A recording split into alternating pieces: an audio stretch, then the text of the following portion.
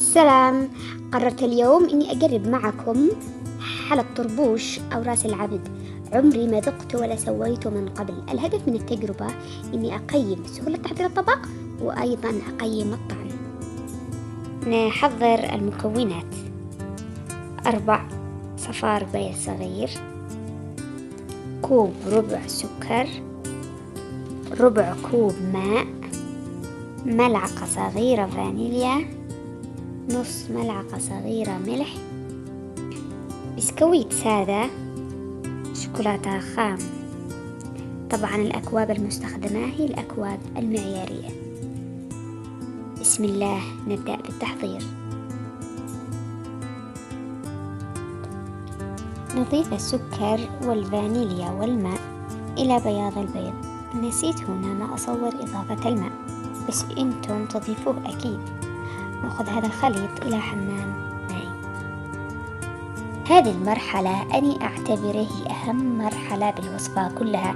لازم ننتبه على عدة أمور، مثل إن درجة الحرارة تكون متوسطة لأجل ما ينطبخ معانا البياض. إحنا نريد إن درجة الحرارة ترتفع بالبياض تدريجيا مع التحريك المستمر للسكر إلى أن يذوب السكر تماما.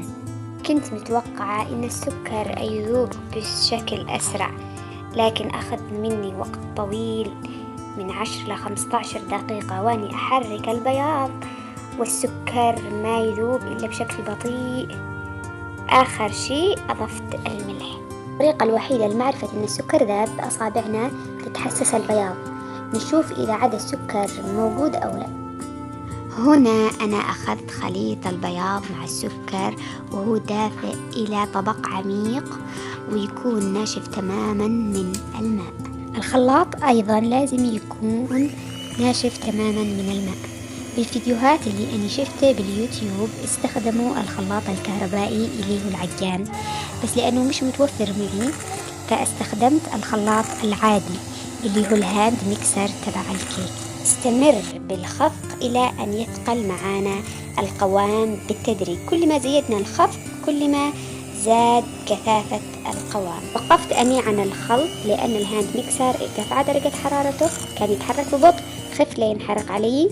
توقفت عند هذا القوام، المفروض كان يثقل أكثر.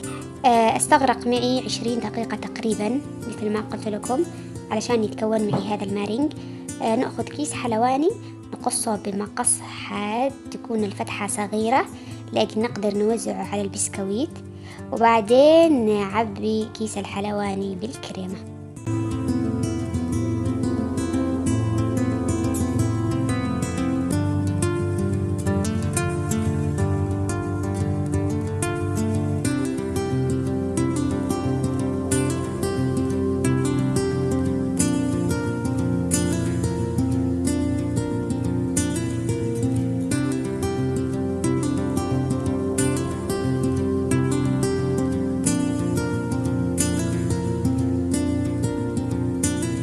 نستخدم بسكويت شاي يكون دائري سادة.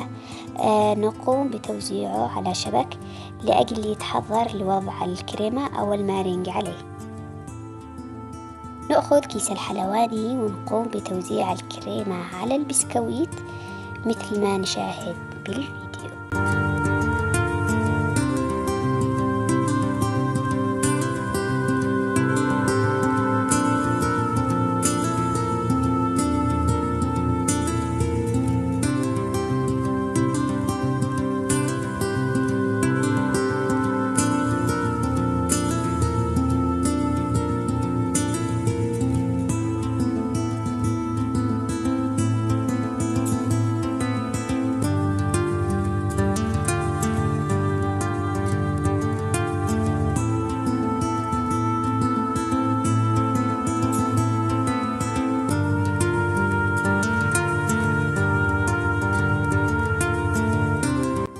بعد ما نكمل وضع الكريمة على البسكويت نحطه مباشرة بالثلاجة لأجل يتماسك الميرينج، وعلى طول نحضر الشوكولاتة. نحتاج ربع كوب من الزيت على كوب من الشوكولاتة، نحطهم بحمام مائي لما تذوب الشوكولاتة. إذا تريدوا إن الشوكولاتة يكون قوامه ثقيل تقللوا زيت، وإذا تريدوا إن الشوكولاتة يكون قوامه أخف نكثر الزيت. بعد ما نطلعه من البراد لازم تكون الشوكولاتة بدرجة حرارة الغرفة. نغمس البسكويت بالشوكولاتة مثل ما نشاهد بالفيديو.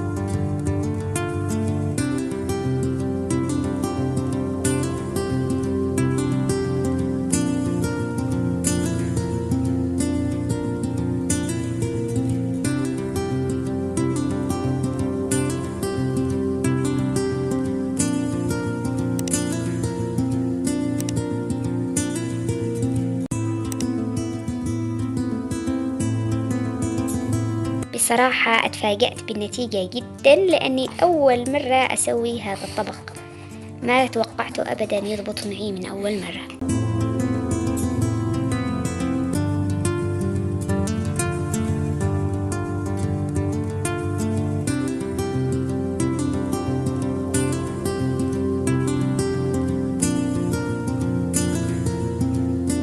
الحلو براس العبد شكله الجميل، شكله اللي يفتح النفس، اللي يعجب الصغار قبل الكبار، اللي يشوفه ما يتوقع أبدا إن شخص مبتدئ هو اللي سواه، مع إني أنا سويته معكم لأول مرة بحياتي. ضبط معي، شكله يجنن ويشهي، اللي يشوفه يتوقع إن اللي سواه هو شخص محترف، شخص بروفيشنال، أو إنك شليته من مكان حلويات. حان وقت تقييم راس العبد. التقييم أقسمه لأربعة أجزاء: الجزء الأول الطعم، الجزء الثاني الشكل، الجزء الثالث سهولة أو صعوبة راس العبد، الجزء الرابع هو عبارة عن سؤال: هل ممكن إني أسوي هذا الحلا مرة ثانية أم لا؟ والتقييم معنا هو الشكل 10 من 10، ما يحتاج، الطبق شكله خرافي. ثاني تقييم الطعم، أعطيه الطعم 9 من 10، طعمه يجنن، طعمه ممتاز. التقييم الثالث، هل راس العبد يصنف من الأطباق السهلة أم من الأطباق الصعبة؟ أنا شخصيا حسب تجربتي أصنفه من الأطباق السهلة. درجة سهولته 9.5 من 10. آخر تقييم اللي هو سؤال: هل ممكن إني أسويه مرة ثانية؟ أتخيل نفسي نعم حسويه مرة ثانية، وأتخيل إني أسويه بوقت الأعياد، أحس إن الأطفال يفرحوا جدا فيه. بنهاية الفيديو حابة أشكر كل من شاركني تجربتي. أي سؤال أو استفسار أو اقتراح ممكن تضيفوا لي تحت بالكومنت. باي.